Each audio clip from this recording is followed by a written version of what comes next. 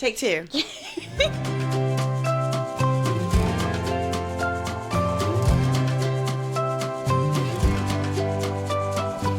Welcome to the While You Grow podcast with Dr. Courtney Addison and me, Addison Powell, where we will dive into all things pediatrics, occupational therapy, and other important topics around children and development. So, if you are a parent, occupational therapist, student, or just want to learn more about occupational therapy and pediatrics in general, then keep listening. For more information on the podcast and to follow us on social media, take a look in the show notes. Let's get started. All right, welcome to the While You Grow podcast. I'm Addison Powell. I'm Dr. Addison, Courtney Addison. Yep, and we have Emily. Hey. And Jack. And baby Jack, sweet baby Jack. Baby Jack, who is sleeping. Yes. He's been my favorite. Maybe this whole podcast will just be us sitting here watching him. Not actually talking. We can narrate what he's doing. Yes. Yeah, for the ones who aren't watching. That's right. Can't see this adorable Still little baby. Still sleeping. So yes, Emily is actually the founder of the While You Grow program. Yes. So why don't you introduce yourself to our listeners? All right. My name is Emily Waller. I am Dr. Emily Waller. That's right. Rarely do I need to introduce myself to. I haven't met many new people since I became a doctor, so everyone just knows me as Emily, right? But when you go to like the gas station, do you introduce yourself this way though? Like I feel like it's definitely warranted. I think I'm Dr. Emily Waller. Well, I sign everything Dr. Waller now. Oh, I am the doctor, and we always say me and my husband now are the doctor and Mr. Emily Waller. I love it. I did always joke with Chris. I said on our wedding day, we're going to be introduced as Mr. and Doctor. No, Doctor and Mr. Because Doctor goes first. Doctor goes first. True. Just saying. And me and Michael got married. We did that way. Well, really? Doctor, he was captain then, so it was Doctor and Captain Addison. Oh my gosh. Oh, but And so now he's chief though. my last name, I never changed my last name. So he will just have to go because he's just a simple, plain old Mr. He just it'll be the Doctor and Mr. Emily Waller because, that's true. you know what I mean? That's kind of how they do it, right? Yeah. Girl power. So, right? And so that's me. No, I'm just kidding. I graduated from PC in 2024, so last year. The second cohort. Woo-hoo. Woohoo! I know. It was a great experience. Before I went back to school for OT, I've always been really interested in pediatrics. I had kind of a mini career in entry-level pediatric therapy before, and I just wanted more out of my career, so I went back to school for OT. Tell them about how you got into the program. So, I feel like this is an awesome story. It's very strange. So I spent a lot of time trying to figure out what I wanted to do. And I finally decided OT was the perfect mix of things I wanted. We were living in Los Angeles at the time, and I applied to every OT program, master's and doctorate, in the greater Los Angeles area and some outside, and did not get into one. And I was waitlisted to one program and ultimately didn't get in. And a lot of it was oh, your credits are too old. Like I said, this is my second career, so I'm what do you call it? Adult? Nope. An elderly? No. No. For anybody that is also listening, we do have a babysitter on call. Her name is Dr. Jamie Tiller. And so she has chimed in, but if you hear the extra comments, that's the peanut gallery. It's not Jack speaking yet, but it is It's Dr. Jamie Tiller. Imagine. It's like a professional student. Not a professional student. No, because that's if you lifelong learner? Yeah. No, it's an unusual student. You had coined the term because you were I was a non-traditional student. Thank you. Yes. So I was a non-traditional student going. I was getting rejected because I was a non-traditional student, essentially. Right. Even though I had all this professional experience in therapeutic roles, they were looking at my academics and GPA, or not my GPA, my courses and stuff like that. Everything was old. Right. So it's the background. Knowing the admissions process for OT programs, if your credits are so old, they don't go towards your GPA, and then It's right. the whole thing. A lot of OT programs won't consider you unless your credits are within 7 years. Right. So that gives you a little hint, a little glimpse behind the curtain as to how old I am also. So Very young and fresh, though. that's right. You would never know. You'd never guess. You'd think I was 26. Yes. So fun fact, I took Emily to a swallow study for my son Mason with me. And I was called the grandmother, and Emily was the mother. That's and right. You know what? We just rolled with it because Emily really wanted to see a swallow study. And I was like, all right, we're just going to roll with it. Yep. I'm very upset, but we're going to roll with it. That's right. And also, so that was for Mason, and he was how old at that time? Yeah, was he 2? Not 2 yet. Okay, so I was was about to be pregnant 2. at that time. You had just so what were did pregnant. they think? Because I told them I was pregnant. Yes. Never put that together until right now. I know. Well, I got some concerns. Anyways, yeah. Yes. They were like, God, this family. What a mess. Anyway. Yes, For sure. we did. We got some looks. Sorry. No, so you're good. So then I applied to 2 programs in Georgia, which is where my husband and I moved to after I didn't get into any schools in California. Didn't get into either of those. So I expanded my search to South Carolina, like the next state over. And PC was like a brand new program. They had like, you guys had like just popped up on OTCast for me to like even apply to. And I sent my resume and an email to the admissions like coordinator at the time and was like, hey, this is kind of a long shot, but you know, I'm interested in applying. Like, I don't want to waste my time filling out an application if you're not even going to look at it. And she called me and was like, yeah, we can interview you like tomorrow. And I was like, okay. So then I had an interview the next day. And at that interview, I was offered a position in the January cohort. This was on December 19th. That was my birthday. I know.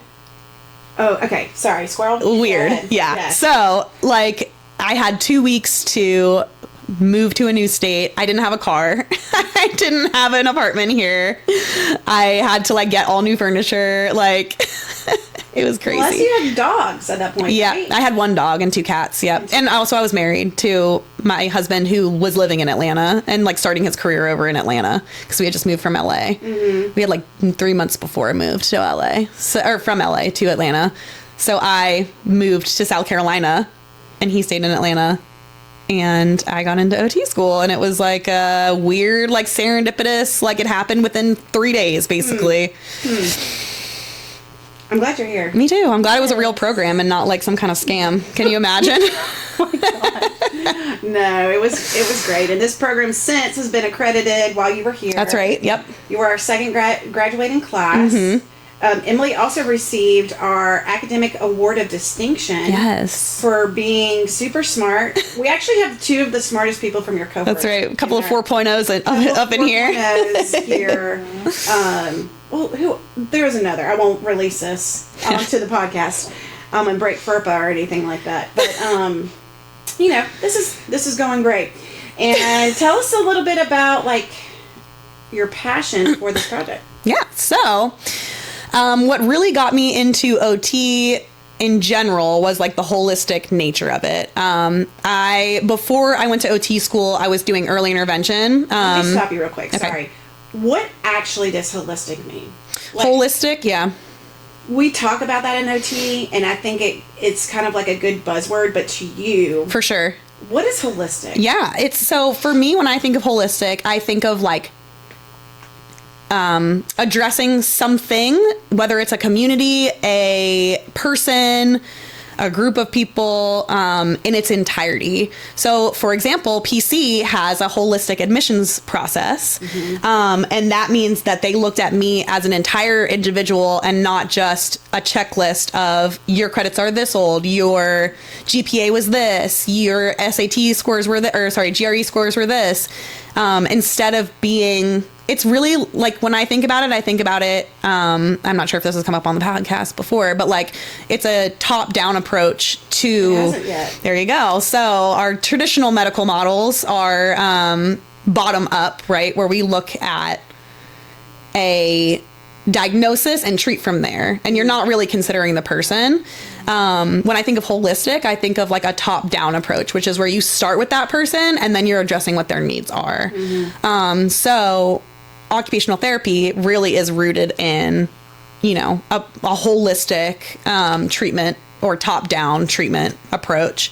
And having had the experience that I had before working in pediatrics, I felt like one of the major things that was missing from like a lot of other things that I've done was consideration of like the environment that these people are in. So going, like, for example, when I was doing early intervention, I'd go into somebody's house and I had these like a generic list of like goals for this infant, let's just say. And on paper they look great, but a lot of times it was like, you know, considering things like this family can't afford to have these puzzles for this kid to practice putting puzzle pieces in, and so they aren't meeting their goals.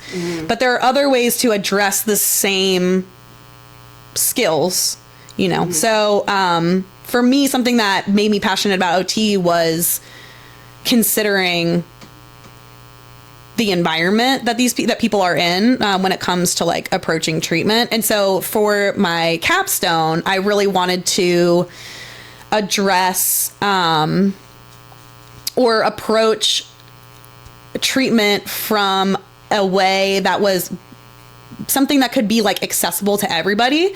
And for me, that was because, especially being in Clinton, which is like a rural community, a rural Southern community, I felt like creating a program that is accessible to people who have like varying levels of like socioeconomics and education and access to like vehicles and transportation, kind of a free resource that can meet people where they are, was really the foundation of this. Being in a rural community was the really like the big catalyst, I would say, because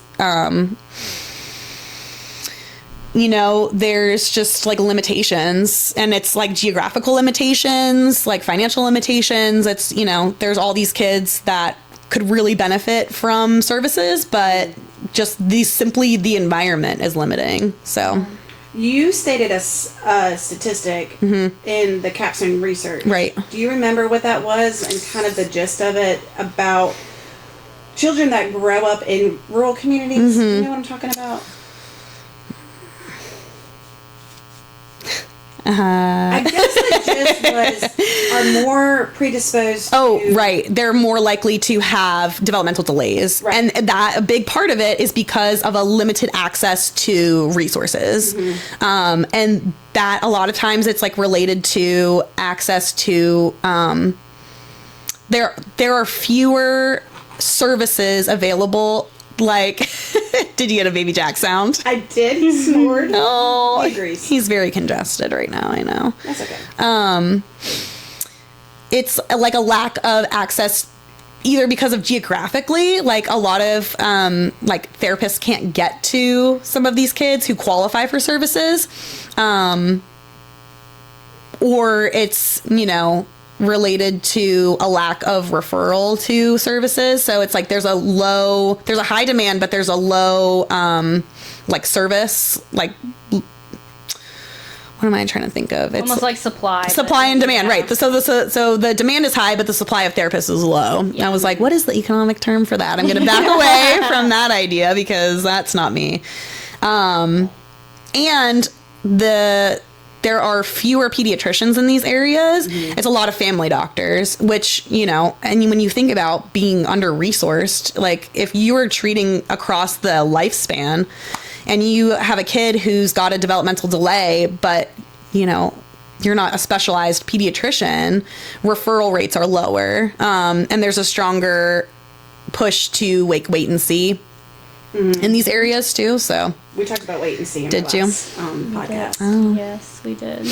I'm an episode behind, so it's very common. And my original capstone idea was more on like that, trying to get out of that wait and see, whether it be from like a pediatrician or parent. It's just seeing maybe they will get it, maybe they won't, and then if they don't, then we'll address it. But then by then, they've missed out on maybe months or even years of early intervention. Right. And early intervention is the key, I would say, too. That was, like, I guess, like, the other thing is, if you're already in an environment where you're predisposed to developmental delays, you know, catching and supporting kids before, I mean, being born into a low-income, like, rural community like this is basically just sets you up for, I can't remember what the number was. It was pretty high. It was really high. It was between 50 and 75% more likely to have a developmental delay because of the environment that you're born into. So essentially, I mean, if you think about it that way, being able to provide like a free community program that just gives you like early intervention, that really was the point of it, was just to almost like a preventative, like, you know, and working through PC, because PC is like a major player in Clinton,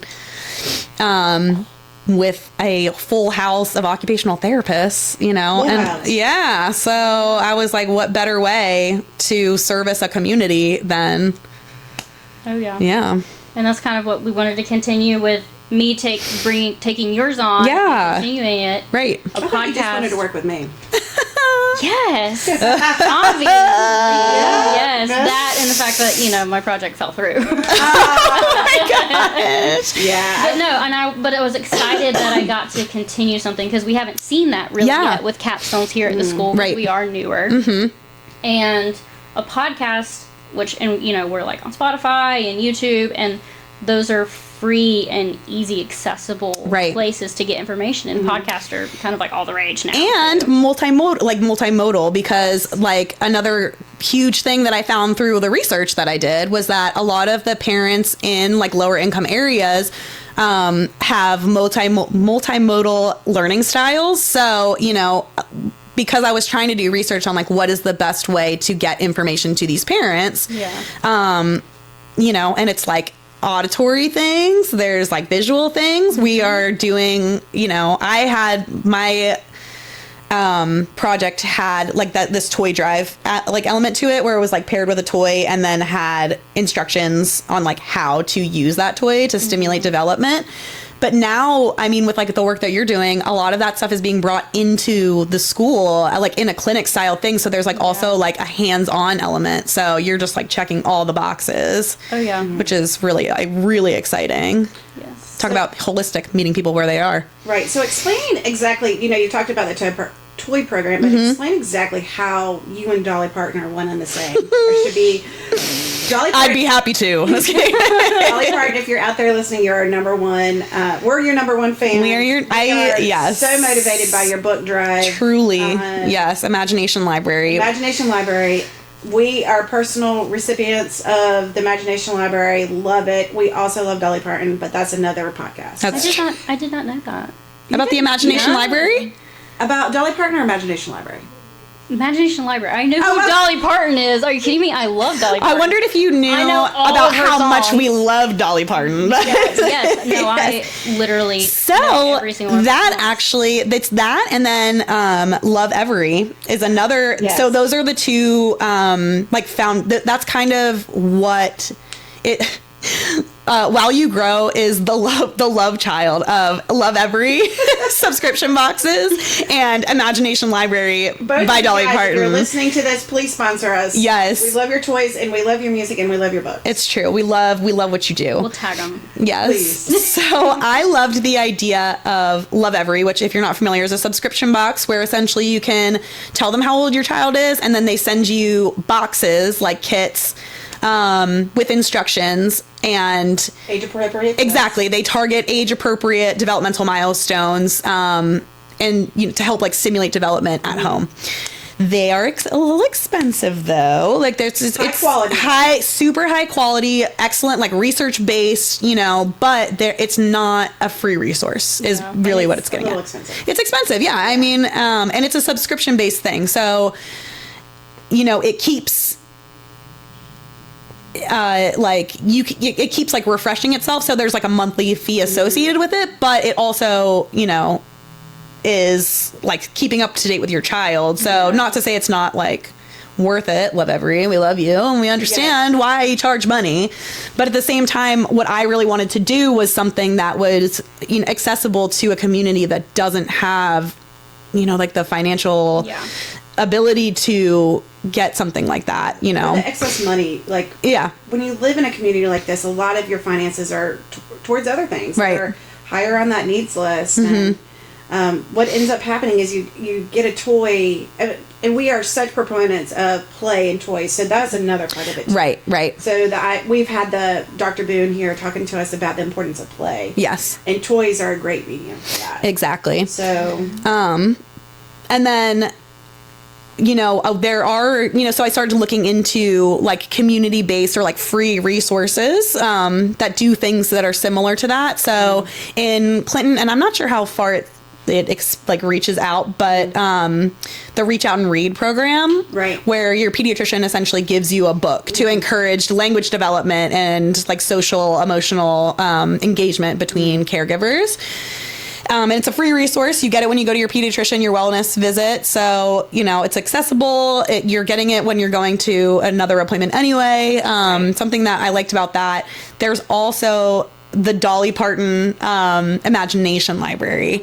Similarly, a free resource where you can, basically all you have to do is like sign up, and Dolly Parton, goddess that she is, will send you a free book every month. She also sends you an email on your birthday. Yep. That NJ got his first Dolly Parton email. Oh, she's so wonderful. Who doesn't? Yes. Yeah. Wow. And this toy program was also sponsored through a grant. It's right. Through the Lawrence County Healthcare Foundation. Right. So we really appreciated that grant to help fund this program for how many kids? I think we ended up serving 156 kids. Yep. In the community. Yeah. It was amazing. So, being an occupational therapist, right? I mean, what Dolly Parton's doing is amazing and focuses a lot. There's a lot of research actually that, you know, really speaks to how impactful her imagination library has been for families in terms of increasing like social interaction and like language development and engagement between the caregiver and the child. And as an occupational therapist, you know, as I'm sure Dr. Christine Boone mentioned, play is a child's #1 occupation. And what an amazing way to, bond with your child is through play, right? So I wanted to do something similar that was play-based.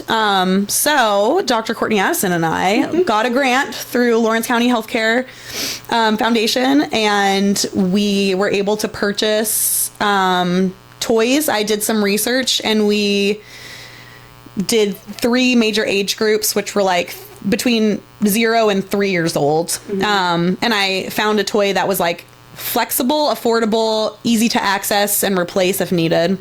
And age appropriate. And then we created booklets to hit every major like developmental milestone kind of like period of time. I correlated them with like wellness visits. So I did I made a guide. Sorry, let me backtrack. With play ideas for that one toy for like the first, like, I think it was like 1 year, 2 years, and 3 years. So within the first year, there was like a page for each, like a play idea for different areas of development and, you know, based on your age, like what's developmentally appropriate. And then we included some additional resources like, if you're noticing that your child can't do this, here are ways to make it easier. Here are ways to make it harder. And when is it time to reach out to your pediatrician or get like an early intervention evaluation? Like, here are things to look at. Here are things you can say. Yeah. A big thing that came up in this rural community, and I want to highlight, is what you had a certain perception of how this was going to work. Right. And how did that change in terms of like, who were the stakeholders? Like if someone would like to do a program like this, who were the major stakeholders that we got in contact with to help promote this program? Yeah, so I found our kiddos who helped participate in this program through the initial intention was to go through pediatrician's offices, just like the Reach Out and Read program, right? Because, everybody's going to see the pediatrician. Like, you would think. And so I had you would think. And as I, got deeper and deeper into this the program and the capstone process, the more limitations and like roadblocks I hit trying to work with the pediatricians in the area. Which because they're so busy. So busy. So busy. We have some amazing pediatricians in the community, but just the amount of workload in this area made it hard to really buy into a program like this. And it was like not for a lack of interest. When I could reach somebody, they were interested, but it was like a matter of it just wasn't like going to be sustainable for them to ask them to take me on and sign off on my hours and, all the things that come with it. And like, for me to even be able to go down there and pitch to them was essentially impossible. Yeah. So, I kind of powwowed with Courtney and Travis, actually. Mm-hmm. We kind of sat down and had a meeting. It was an impromptu meeting one day. Travis Eaton, who was on our podcast last Friday. That's right, yeah. Last one. Yes. And we, and I also, going into this project, I kind of picked the brains of some other early childhood development people, like figures in the community. And the main feedback I got was to go through early intervention companies. So we partnered with Tiny Feet.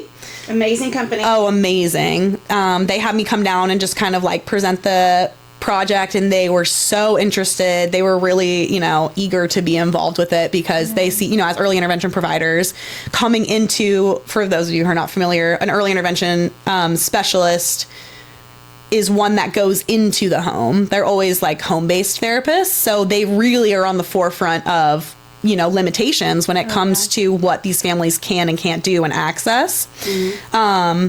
So we worked with Tiny Feet, the early intervention company.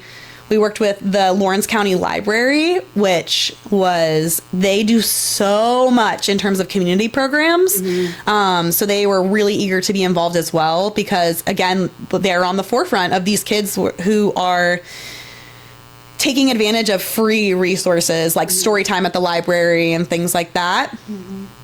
Mm-hmm. Young World. And Young World. Shout out to Young World. Young World. Miss Emily and Miss Gail at Young World. They were our number one advocates. Yes. And it's just such a huge... They take care of all of Clinton's kids. They really do. Yeah. If you're from Clinton, you know Young World. Yes. Or Lawrence County. Mm-hmm. But they were big... They bought in. Oh, yeah. They bought into what the importance of, and they see these kids more than we see our own kids. Exactly. Yes. Yeah. And they are, I've worked with them through PC in the past as well, like doing some other like in-service kind of things. And they are so eager to learn more about, different like developmental delays and things so that they can be a resource. Mm-hmm. So for them to buy into this program as well was like, it helped me reach a lot of parents. Because as Courtney said, those daycare workers are with their own kids more than they are. So they are trusting what those daycare staff are saying about their kids. Mm-hmm. And so a lot of my capstone was really focused on basically getting the community to buy in. Yeah. I wasn't expecting, I kind of expected to come in and be like, here's this free resource. Aren't you excited? It's free. But standing outside of Young World, like kind of trying to give people these free toys, they were like, what's the catch? Like, no, we don't want that. Right. And I was like, please just take it. Like, it's free. It's free. It's good for you. Like, and so, that was something else that like is really prominent in the research is that as in terms of a barrier to access to resources is that rural communities stay within their own boundaries a lot of times. Right. Mm-hmm. And so getting outside, reaching outside of your community for resources is not something that most people in rural communities are doing. A lot of it is like related to trust. Right. Not just like geographical limitations or, financial limitations, but also, like just as an example, like when I first moved here, I needed to bring my dog to daycare somewhere, and the Galt's Pet Service. Shout out to the Galt's Pet Service. Number one pet service in Lawrence County. Yeah, like amazing. But I found out about them through word of mouth. Right. You know, like talking to my, Dr. Addison, who has a dog in the community, and then one of our peers, Beth. They were like, you could try the Galt's, and someone just gave me like a cell phone number, and so it's like, and a random house address, like just take your dog there. Yeah, and it's just like, and it was like the best thing ever, but I wasn't gonna, it was so much easier for me to trust what people in the community were saying than, to try to go outside of that, like it's all, so that was a big part of it. We have a lot of people to shout out in this. We really do. Yeah. It's been a, Yeah. But when you think about it, my husband's the chief of police here in town. We have a student here, Janie Tiller. Her mom is number one realtor in the town. Right. And so we have all these different stakeholders that are big parts of this community. Yeah. We're all connected. But, one thing, and we've talked about this earlier, is like when we have a disaster, like when Hurricane Helene hit our town, it really was a surprise for this area. One, we've not experienced a hurricane like this, but seeing how it comes together in times of crisis is just incredible. And I mean, that honestly doesn't shock me to hear, especially after going through all of this. It's everybody knows everybody, and and that's like classic small town, but in a way that is, like trust driven, where it's like everyone went to high school together, so it's personal, and getting our stakeholders to buy in to the While You Grow program is essentially like what we can attribute the success of it to. Right. Because, it's just having somebody like, Dr. Courtney Addison is from this area. So like just having like your face associated with it. They're like, Courtney wouldn't steer me wrong. Courtney cares about my kids.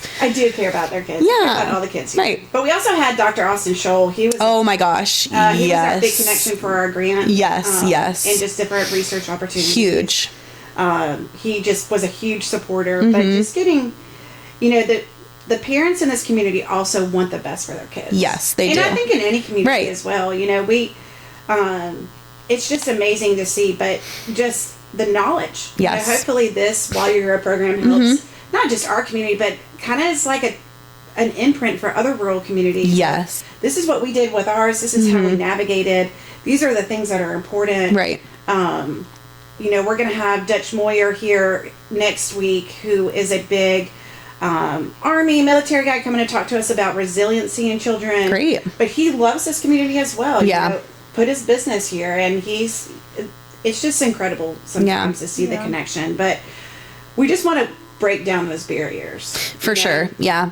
And I mean, it's also like just this full circle back to like holistic and like meeting people where they are, it's like people are in this community. So instead of like trying to put a model, like an outside model, and pushing it into the community, it's like starting this program from within the community, right? To meet the folks of this community where they are and give them a resource that they can trust, and that, there's so much information out there now about what's right for your kids. Hearing it from somebody that you trust already and is within your community is, right. Yeah, absolutely. Definitely. And I mean, the other big thing about this is we only want to give out like reference, like research-based, evidence-based information. So it's not just, you may trust Dr. Courtney Addison, but also she's not just telling you her personal opinion. We are giving, she might still do that, but I will give you that. But she'll tell you it's her opinion. Yes, but we're still putting out research. But this program has already grown so much. Yeah. Like, even we used what you made today for our baby day here at the school. Yeah. And this is our number one mascot for baby day as well. yes. I was like, what in general? What I made as in the baby that I made or the program that I made? Emily was pregnant during her capstone experience. That's right. So that's why she passed, Just saying. No. I said, this is I'm so committed that I'm actually going to have a baby to participate in the program. We will provide. But, and I guess a question to you, like becoming a new mom. Yeah. How much misinformation is out there and just how much overwhelming information? I know when I birthed Michael's spawn, actually, there were so many things I didn't know. And, being bombarded with information was overwhelming, and wanting the best for your kid and wanting to do the best. Right. Can you speak to that any, or yeah, just straight and narrow? I mean, I thought that I was going to be, not to say like I was going to know what was best necessarily, but like having like a pediatric background already and going to OT school, and I'm like, I'm getting involved in like different like pediatric like outpatient therapies and things like that, like professionally. I felt like there were things that I knew actually from, instead of like misinformation, I am a very like research oriented person. Mm-hmm. So Emily, having her in class, she was always going to challenge or look further to you said what? Yeah. She's going to come back with 10 evidence-based annotated bibliography on X, Y, and Z. That is why I went back to OT school, was because I know how to do the therapy, but I didn't know why I was doing it. So, you know what I mean? So I was like, I better know why I'm doing whatever. So you should get that tattooed. Yeah. Better know why. I better know why, right? Because like, who am I to tell somebody that they should be doing this or they shouldn't be doing that when I just heard it from somebody else, or, whatever. Like, I want to know what the research says. So, but that being said, like something, and this is maybe like a little controversial, but like we've been having some it's not difficulties, but we are finding some conflicting between my husband and myself, that we're not on the same page about co-sleeping. Where there is a lot of there's a lot of research, and the AAP supports not co-sleeping and putting your baby to bed on their back in their own bassinet in your room, and we agreed on that initially, and then because the research supports it and it's the safest way, according to like the research and the AAP.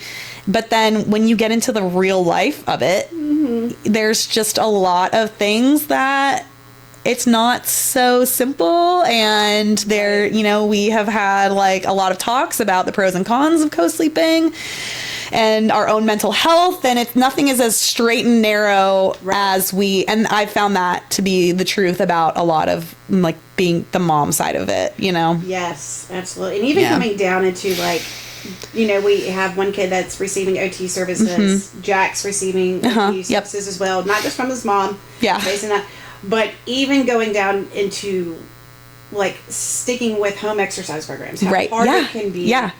To do some of those things. The guilt that I feel when I'm not actively engaged in the home exercise program, because I live at home with him.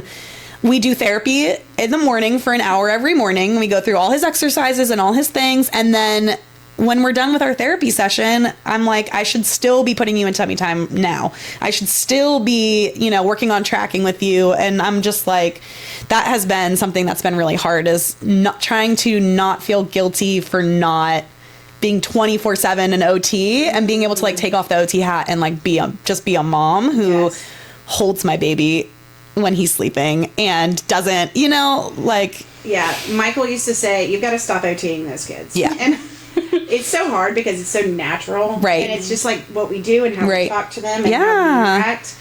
But there's some times where you have to just be the mom. Right. For sure. Right. But trying to close this out, what you've already seen, what you've done. Starting. What else would you like to see come out of this program? That's a great question. The future for our program. I know. So what I really, and we had many. Yeah. First of all. Yes. $5 million would be great. But no, well, what really, a lot of what the research really pointed me to was that we were able to have almost like a free clinic set up for this program. Because again, it's like getting kids resources that they need, but that there are like sometimes limitations to. So I'd love to see like growth in in that we're bringing parents into, or either that or we're going out into the community to grow the program. Yeah. And with the baby day thing, that's amazing. Like, I did not know that there were that many babies in this community, and I looked at the census, like, information. Yes. So, like, you know, it's like, yeah, you're already reaching kids that, like, I wasn't able to reach a year ago. Yeah. Which is amazing. And that's, like, the whole purpose of this, is to just, you know, really increase the relationship between the PC, like, OTD program and occupational therapy in general, and the Clinton and, like, Greater Lawrence County community, to give our students more, like, hands-on experience and to, like, really get, you know, enmeshed in the community, because I mean, what better way to, like, learn than to go out into your community and to, you know, practice your skills with people who need it in the community that's, you know, like, housing you and your learning, supporting your learning. Yeah, it's a win-win for both exactly sides. Yeah. And I'd love to just see, like, the students, and I think that it's happening already, like, this whole program already is becoming so much more enmeshed in the community, but just really like, continuing that, I think, is going to be really important. Yeah. And that's, like, in April, we're going to have a camp. And now, it was the OT camp, but now it is officially While You Grow camp. Oh, hey! Okay. And so that's an opportunity for older amazing. Kids to come and... that's great. You know, have fun. Yep. But also, students get to be involved. Yeah. And work with OT and work with kids and with that, are you guys doing any, like, parent education stuff? Like, what are parents getting anything out of it? Like a resource? That might be something to look into. Yes, I think that's it'll a great probably idea. be my next Yes, side I know. Well, and that's just, like, a testament to that this program needs to continue, because there's so many, like, I had a connection with a school out here, MS Bailey, and we were going to, you know, I had worked with the teacher about pushing in and doing, like, some different, like, OT things for her class, because, again, like, these people in the community, like the teachers too, are like, we would benefit so much from you coming in and doing, like, an OT day at school, or, you know, giving us different resources.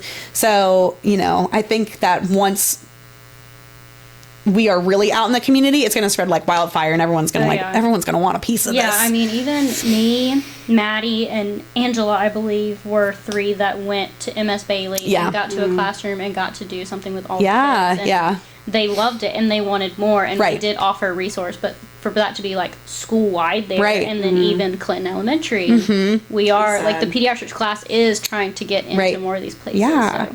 Yeah. It's good to see. And just building that connection with caregivers, and that, like, includes teachers and daycare staff and librarians and the people who are taking care of the kids in the community, giving them the resources they need. Because one thing that's really important that I learned about pediatrics is that 10% of working in pediatrics is about working with the kid, and 90% is about working with the parents, because your 45-minute to an hour session with these kids, I mean, only does so much, but it's about, you know, meeting them where they are in the environment that they are when they're not in service with you.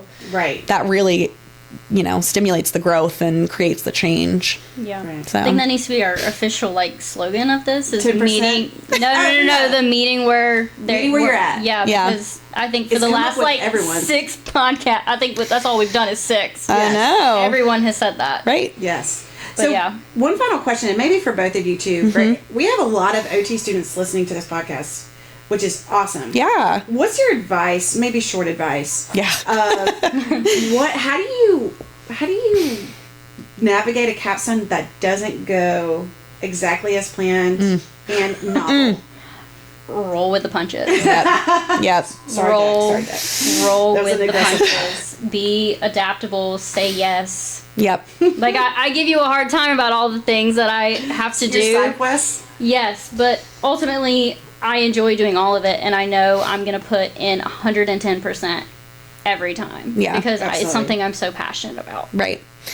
And that, I mean, like, just to piggyback off of that, yes, be, like, adaptable, be flexible, and, like, remember, I would say pick something that you're passionate about, because kind of, like, no matter what direction you end up going in, you've still got that foundation of passion that keeps you moving forward, because if you resent your capstone, like It's gonna be a week into it, yeah. 14 weeks. So just like really, I mean, the capstone process is about really like taking everything you've learned in OT school and then being able to be like, this is the area of OT that I'm like, Yes. I want to know more about, and like, whatever. So Right. As Dr. Keene always said, capstone process is not linear. it's not linear. Yes, it's not At all. linear. Yes.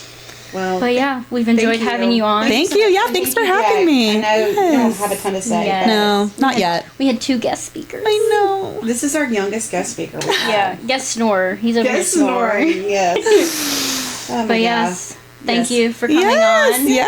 Thanks for Glad to having me. have you, I'm so of course. excited. Yes. But yeah. Awesome. Thanks for continuing this too. This is- Oh, Thank you just to you in too. time. Thank you. Say bye to our listeners, Jack. Bye. Thanks for listening. Thanks. Bye. Thanks for listening to the While You Grow podcast. If you learned something on this episode, please like, share, and comment. Join us next time as we dive into all things pediatrics, occupational therapy, and other important topics around children and development.